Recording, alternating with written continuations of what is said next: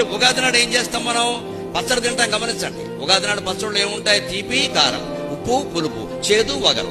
6 రుచులు ఉన్నాయంటే అర్థం ఏంటంటే ఆలోచించండి. ఉగాది నాడు ఈ పచ్చడి తినాలి, ఉగాది నాడు ఈ పచ్చడి ఏమైనా సెంటిమెంటా? లేదా తినకపోతే దేవతలు ఏమైనా చెప్పిస్తారా?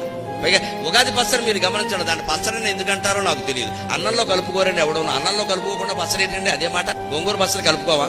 చింతకాయ పచ్చడి కలుపుకోవా? వంకాయ పచ్చడి కలుపుకోవా? మరి ఉగాది పచ్చడి ఎవడో కలుపుకోడే? కలుపుకుంటే విచిత్రంగా చూస్తారు. అది కలుపుకుంటున్నాయి.